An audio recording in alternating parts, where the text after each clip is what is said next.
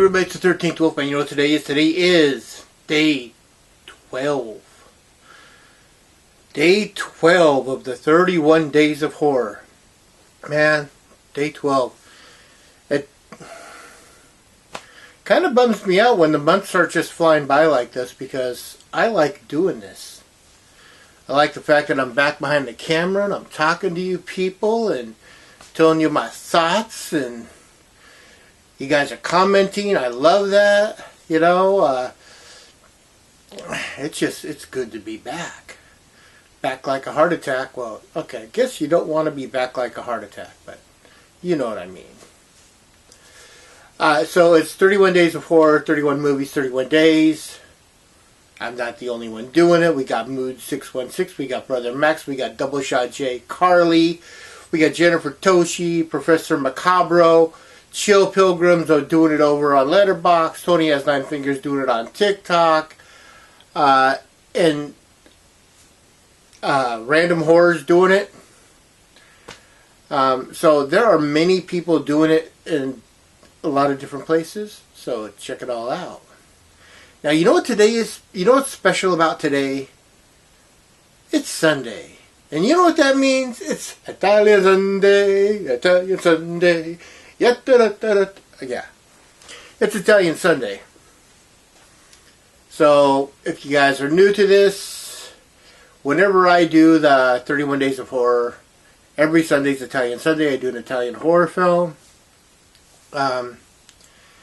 And the rest of the month is whatever else I put on the list. Today's movie is called Shock. That's right, Shock.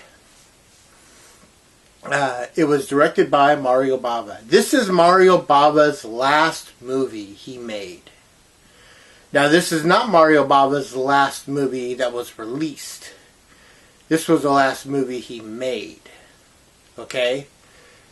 He made this movie and it was released in 1977, initially as Beyond the Door 2.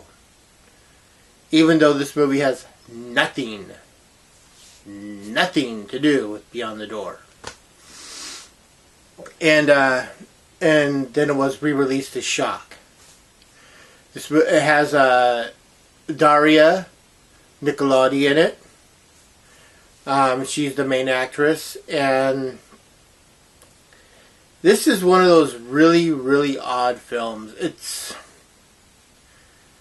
It feels more like a thriller than a horror film, you know, and I guess, I mean, as much as I've watched Italian horror overall my whole life, I don't remember ever watching this one. I think this one kind of slipped by. Not a big deal. So here's the quick synopsis of it. A woman was married to who was married to Dora, who was married to Carlo, and was pregnant at the time. Carlo goes missing and commits suicide. He's out of the picture. Dora meets Bruno, and Bruno and Dora raise Marco. They after 7 years, they move back into the house that Dora used to live in because they moved out, you know, just to she had like a nervous breakdown from her husband committing suicide. And she spent 6 months in a sanitarium, and all, you know, so they want to get her away from everything that could cause the worst of the worst memories. So they got away from the house for 7 years.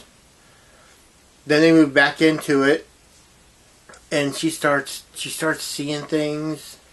She thinks her little boy Marco is changing and being not himself. She thinks that being in that house has raised the spirit of her dead husband, Carlo. But Carlo died out to sea. I mean, he died in a boating accident, you know, out at sea. So why would his spirit be back at the house? You know, it'd be in the boat. Really weird things start to happen. She starts seeing things. She starts feeling things, and there's a lot more to this story. I mean, a lot more to this story. This is a fun movie. I always say that. I always tell people that these are fun movies, but they are fun to watch. There's some gore in this. That's the thing with Mario Bava. When Mario Bava started out in movies, he started out as a special effects artist.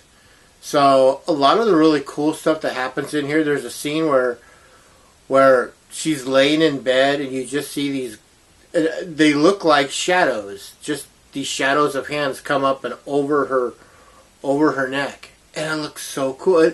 Is anything groundbreaking? No. But does it look really cool? Yes. So Mario Bava's doing the really fun special effects type of stuff, you know. And there's some gore in this, and there's like some weird looking, demonic looking hand that you see at least in one scene. And yeah. So I liked it.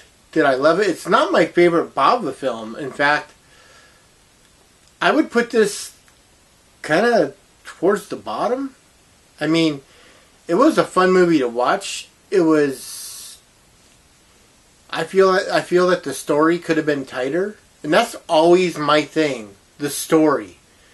I feel that the story to this movie could have been a lot tighter and more precise. Nothing wrong with that. That's just how I feel, you know. I mean, Daria Nicolodi did a great job. The kid that they cast as Marco, really, really freaky looking. I mean, freaky's not the right word, but it just, I almost think that they cast him just because of the way he looked. And it was funny because, you know, she kept on saying Marco, and there's a thing in Lucio Fulci's House by the Cemetery where the mother constantly says the name Bob. She's looking for this little boy named Bob, Bob, Bob. You know, I joke about this with friends all the time whenever I hear the name Bob. And this almost felt like that. She was constantly saying Marco, and I'm like, well, at least his name's not Bob, you know. But the other thing is that this movie is supposed to be set in the United States, and you could tell by the cars that it's not set in the United States. You could tell by there's a scene where they're at a puppet show and the signage is all Italian, so you know that it's in Italy. Little things like that. It doesn't bother me, but I just thought it was kind of funny that they're trying to make it, you know, more. They tried to Americanize it more for us, you know. It was an okay movie. I wouldn't even put it to the average category. I would put it at like 1 3/4 chainsaw. It doesn't quite hit the average to me, you know. I say check it out. I'm not saying it's a terrible movie. If it was a terrible movie, it'd be, you know, I tell you. But make up your own mind. I'm just telling you my opinion. You know, I liked it. Did I love it? It's not my favorite Bava film. My favorite Bavas are Black Sunday, Black Sabbath, you know, Bay of Blood, stuff like that. So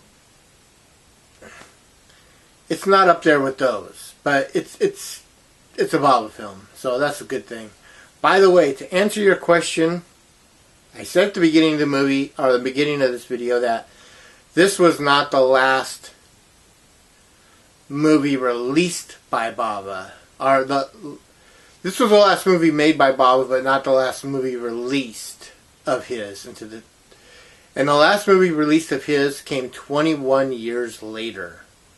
In 1998, they released Rabid Dogs. And that's because Rabid Dogs wasn't finished.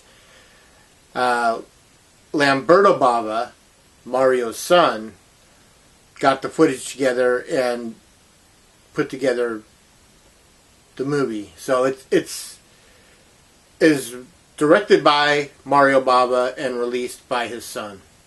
So there you go. As always, like, subscribe, share, comment. I want to know what you have to say. Because you know what I am? I'm the 13th Wolfman, and I'm on the prowl.